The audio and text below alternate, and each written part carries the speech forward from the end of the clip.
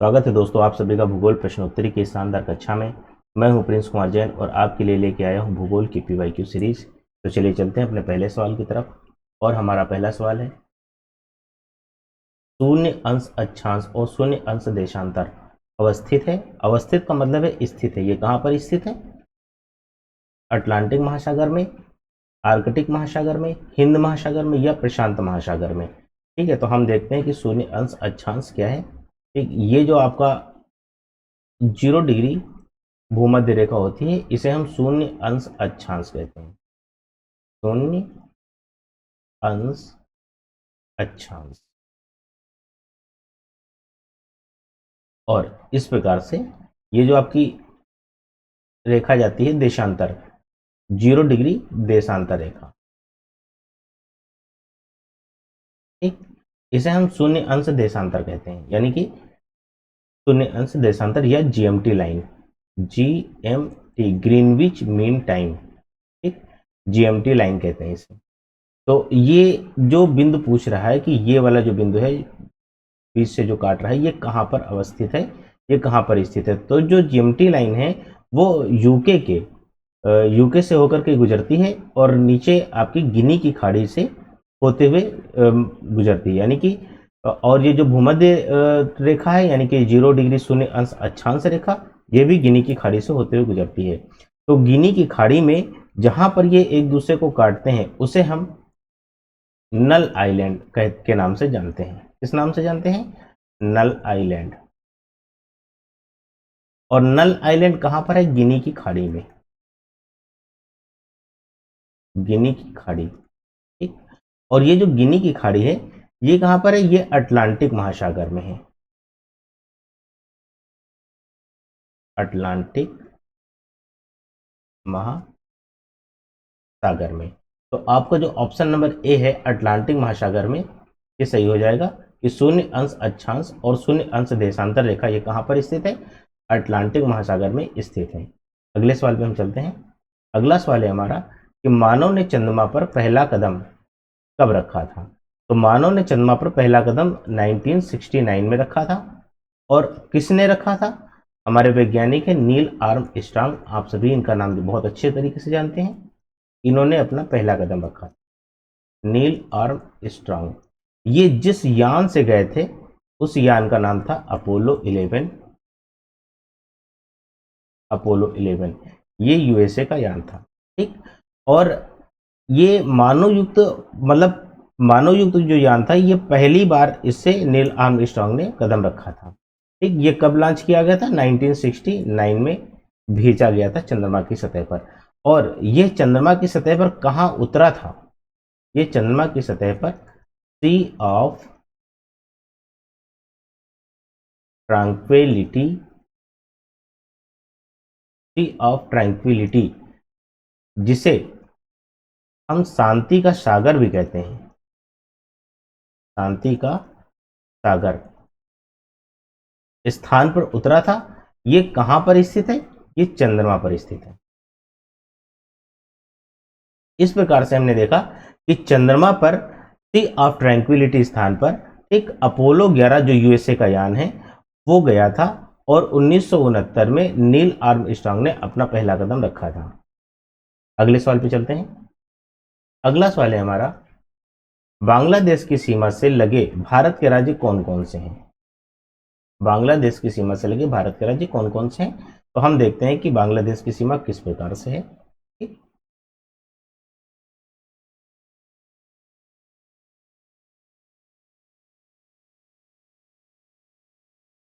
ठीक, अब जो ये वाला क्षेत्र है बीच का ये आपका बांग्लादेश है। बांग्लादेश। और ये जो है हमारा ये भारत है। भारत की सीमा के कौन कौन से राज्य जो हैं वो बांग्लादेश से टच करते हैं। तो यहां पर का जो राज्य है इस प्रकार से आता है, ये अब पश्चिम बंगाल है। कौन सा है? पश्चिम बंगाल।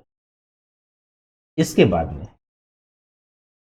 यहां पर एक राज्य है इस प्रकार से जो टच करता है, यह है मेघालय। मेघालय है। उसके बाद में हम देखते हैं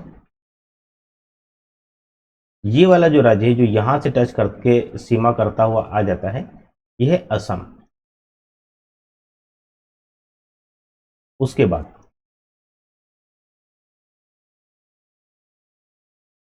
ये वाला जो राज्य है त्रिपुरा है। इसके बाद देखते हैं ये वाला जो राज्य है, ठीक, ये मिजोरम है। तो इस प्रकार से भारत के 5 राज्य जो है वो बांग्लादेश की सीमा को स्पर्श करते हैं।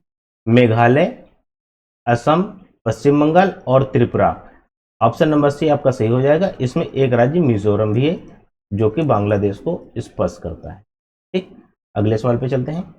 अगला सवाल है हमारा, भारत का सुदूर पश्चिम का बिंदु कौन सा है? तो आप सभी जानते हैं कि भारत हमारा पूर्वी गोलार्ध में स्थित है। तो जो भी भारत के देशांतर होंगे वो सारे के सारे पूर्व में लिखे जाएंगे। और भारत का जो देशांतरी विस्तार है वो आपका है 68 डिग्री 7 मिनट पूर्व से 97 डिग्री ठीक 25 मिनट पूर्व तक।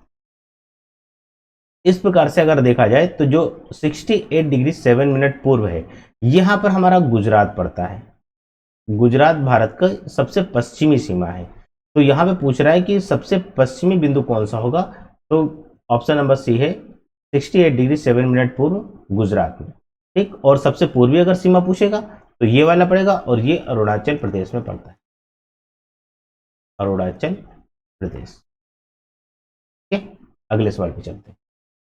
अगला सवाल है हमारा, कुमायूं हिमालय निम्नलिखित में से किन नदियों के बीच में स्थित है? तो हम सबसे पहले भारत का देखते हैं कि भारत में हिमालय की स्थिति क्या है। ठीक, तो इस प्रकार से जो भारत का शीर्ष है, ठीक, और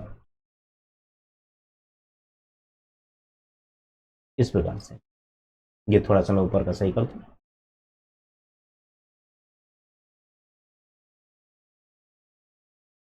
ये अब यहां पर जो नदियां एक आती है,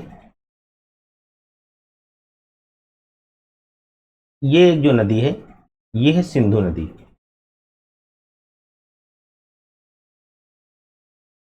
सिंधु नदी। इसके बाद में यहां पर जो नदी आती है ये है सतलज नदी। ठीक, सतलज नदी।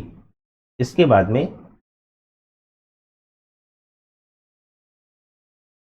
इस प्रकार से जो नदी आती है ये काली नदी है।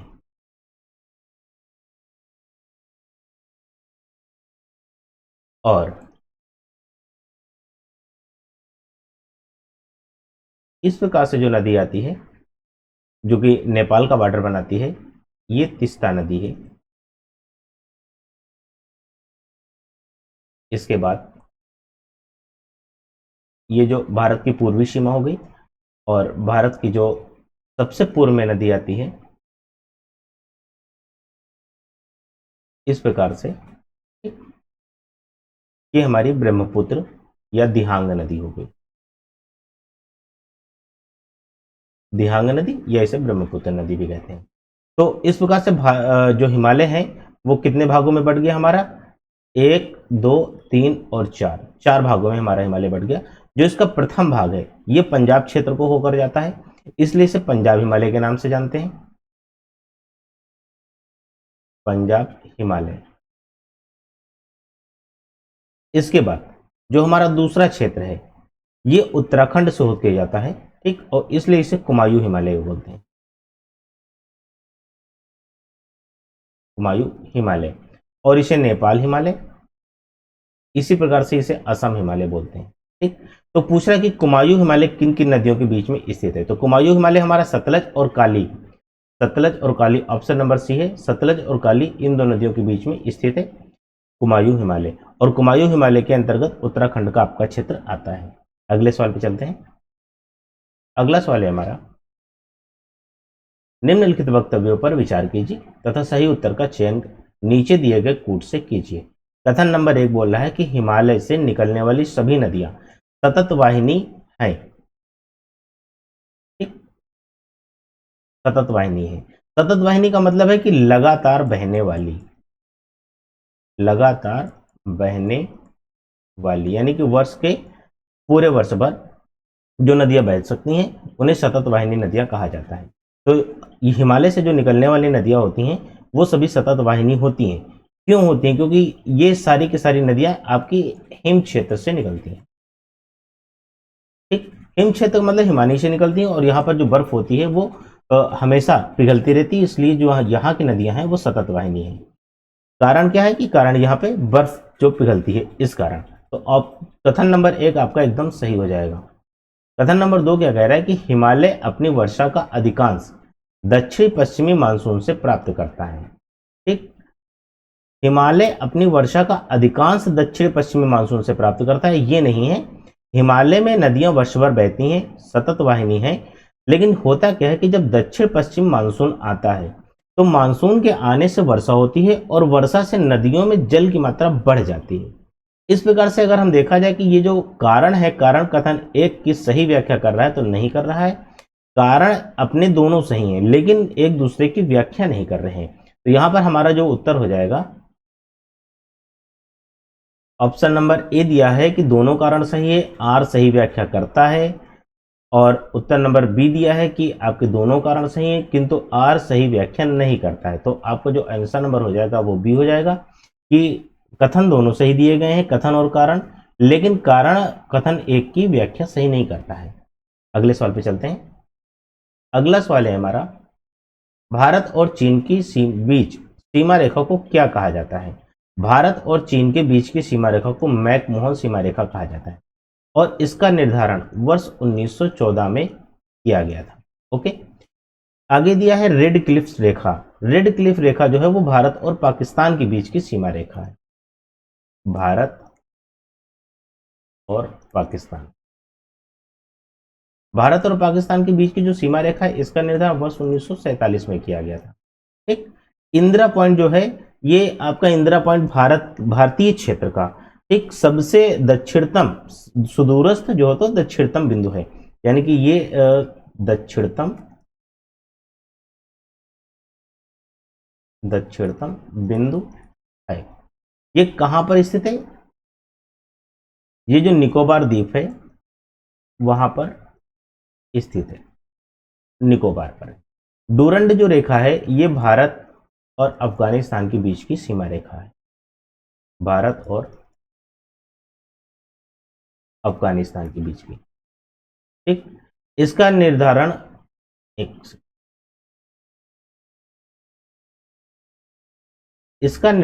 वर्ष 1893 में किया गया था और ये भारत की सबसे छोटी अंतर्राष्ट्रीय सीमा है जो कि मात्र 106 किलोमीटर की है। तो इस प्रकार से भारत और चीन के बीच की जो सीमा रेखा है उसे मैकमोहन सीमा रेखा कहा जाता है। बाकी और जो रेड क्लिफ है ये भारत और पाकिस्तान के बीच की सीमा रेखा है। इंदिरा पॉइंट है वो दक्षिणतम बिंदु है जो कि निकोबार द्वीप समूह पर स्थित है और जो डूरंड रेखा है वो भारत और अफगानिस्तान के बीच की सीमा रेखा है। अगले सवाल में हम चलते हैं। अगला सवाल है हमारा कि केरल का जो कुट्टूनाड है वो क्यों प्रसिद्ध है? केरल का जो कुट्टूनाड, ऑप्शन नंबर ए है मीठे पानी की झील के कारण प्रसिद्ध है, भारत का न्यूनतम ऊंचाई वाला क्षेत्र है, एक प्रवाल द्वीप के लिए प्रसिद्ध है, या भारत के सबसे पश्चिम में स्थित बिंदु के कारण प्रसिद्ध है। तो जो कुट्टूनाड है वो भारत का न्यूनतम ऊंचाई वाला क्षेत्र है। न्यूनतम ऊंचाई वाला क्षेत्र मतलब कि ये भारत का सबसे निचला क्षेत्र है जहां पर खेती की जाती है, वो भी धान की खेती की जाती है, जिसे धान का कटोरा के नाम से भी जानते हैं, धान का कटोरा। ठीक, ये प्रसिद्ध क्यों है? क्योंकि ये समुद्र तल से नीचा है, समुद्र तल से नीचा है। कितना नीचा है? लगभग 1.2 से 3 मीटर के आसपास। ओके, लगभग 3 मीटर के आसपास तक ये नीचा है और यहां पर धान की खेती की जाती है, इसलिए ये सबसे ज्यादा प्रसिद्ध है। समुद्र तल से नीचा होने के कारण ये ज्यादा प्रसिद्ध है। अगले सवाल पे चलते हैं। अगला सवाल है हमारा, भारत के किस प्रदेश की सीमाएं 3 देशों क्रमशः नेपाल, भूटान और चीन से मिलती हैं? तो भारत का जो क्षेत्र है वहां की, इस प्रकार से जो भारत का क्षेत्र है, ठीक, ये आपका राज्य जो सिक्किम है, सिक्किम राज्य की जो सीमा है, इधर नेपाल है, इधर भूटान है, ठीक, और ऊपर चाइना है। इस प्रकार से जो भारत का सिक्किम राज्य है वो 3 प्रकार की अंतरराष्ट्रीय सीमाओं से घिरा हुआ है। अगले सवाल पे चलते हैं। अगला सवाल है हमारा, जब अर्धचंद्र होता है तो सूर्य, पृथ्वी तथा चंद्र के बीच का कोण क्या होता है? अर्धचंद्र की स्थिति हम सबसे पहले देखते हैं कि कब हो सकती है। ये सूर्य है, ठीक, और ये पृथ्वी है, अर्थ।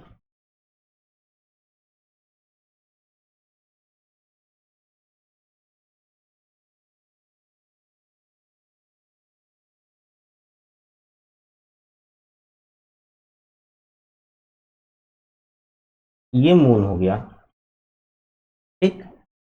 मून जब अर्धचंद्र तभी होगा जब सूर्य से ये लगभग लगभग 90 डिग्री के कोण को बनाता हो, इस प्रकार से, ठीक, तभी ये अर्धचंद्र होगा। और ये आपका जो कोण होता है वो 90 डिग्री का कोण होता है।